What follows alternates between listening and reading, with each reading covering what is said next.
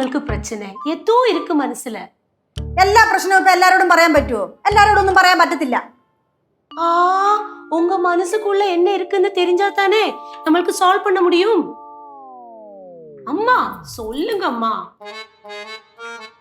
அம்மா മനസ്സുக்குள்ள இருக்கிறது சொல்லுங்க കാലം പഴയ കാലമൊന്നുമല്ലല്ലോ ഇപ്പൊ പ്രായമുള്ളവർക്കേ ചെറുപ്പക്കാരോടൊന്നും പറയാൻ പറ്റത്തില്ലല്ലോ എല്ലാവർക്കും തന്നിഷ്ടമല്ലയോ എന്നിട്ട് അതിനൊരു പേരും സ്വാതന്ത്ര്യം എല്ലാം വഴിയെ പഠിച്ചോളും ഞാനൊന്നും പറയുന്നില്ല எனக்கு ஒண்ணுமே புரியல പുരിയണ്ട എനിക്ക് പുരിഞ്ചു. അമ്മ എന്തോന്ന് വർത്താനം അമ്മ ഈ പറയണ? ഞാൻ ഈ വീട്ടിൽ വന്നു കയറേണ്ട അന്ന് എന്നെ പറഞ്ഞല്ലേ എനിക്ക് ഇങ്ങനത്തെ സംസാരം ഇഷ്ടമല്ലെന്ന്. എന്തെങ്കിലും പറയാനുണ്ടെങ്കിൽ മുഖത്ത് നോക്കി സംസാരിക്കണം. എന്താണ് എന്താണെന്നാ? തന്നിഷ്ടം, സ്വാതന്ത്ര്യം, അഹങ്കാരം. എനിക്കാ? നിനക്കല്ല, എനിക്ക്. എന്തോന്ന് അമ്മൂമ്മ വെറുതെ അമ്മൂമ്മ ഓരോ വിഷയമൊക്കെ പറഞ്ഞ് പ്രശ്നം ഉണ്ടാക്കാൻ നോക്കുക. എനിക്ക് അതാണല്ലോ ജോലി. അതിന് മാസാമാസം എനിക്ക് ശമ്പളം കിട്ടുന്നുണ്ട്. ഓരോരുത്തർ ഓരോന്നൊക്കെ ഉണ്ടാക്കി വെക്കും, എന്നിട്ട് പോയ വഴിക്ക് അങ്ങ് പോകും. പിന്നെ അതിനെപ്പറ്റി ആലോചിക്കത്തേ ഇല്ല. அம்மா என்ன சொல்ல வரீங்க? டேய் இது நான் கேட்க வேண்டிய கேள்வி. இப்ப நான் தானே கேட்டேன், உத்தரம் சொல்லுங்க. நான் நினைக்கிறேன் அம்மா ஹோட்டல் ஆரம்பிக்கல அந்த பிரச்சனைய மனசுல போட்டுட்டு குழப்பிட்டு இருக்காங்க. அதை நினைச்சிட்டு வருத்தப்பட்டுட்டு இருக்காங்க. அதுதான் பிரச்சனை. കറക്റ്റ് தானே അമ്മ? അയ്യോ ഞാനൊന്നും ഉദ്ദേശിച്ചില്ലേ.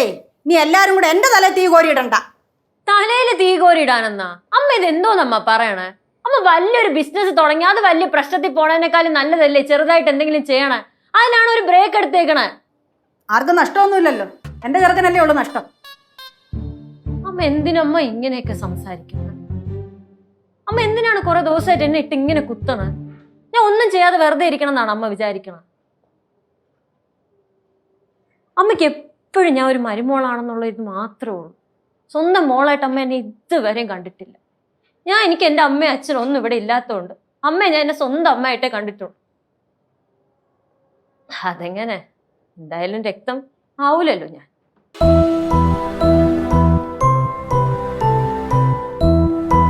ഇല്ല, ആ പറഞ്ഞൊരു ചെറിയ പ്രശ്നമുണ്ട്. എനിക്ക് എതിരഭിപ്രായമുണ്ട്. നിന്റെ അഭിപ്രായം അവിടെ നിൽക്കട്ടെ. രക്തം ആ കൊച്ചിനെ കരയിപ്പിച്ച് വിട്ടപ്പോഴത്തേക്ക് അമ്മൂമ്മക്ക് സന്തോഷമായല്ലോ അല്ലേ?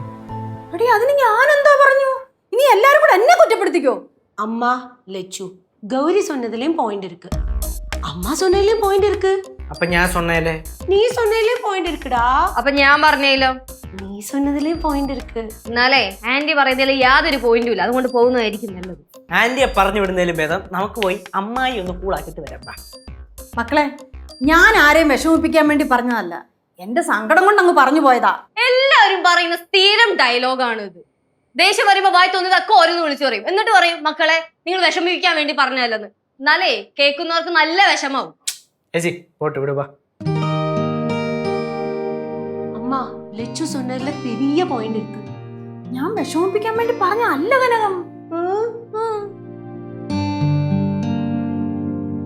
ഫ്ലവേഴ്സ് സ്മാർട്ട് ഷോ ശനി ഞായർ ദിവസങ്ങളിൽ രാത്രി 9:30 ഫ്ലവേഴ്സിൽ.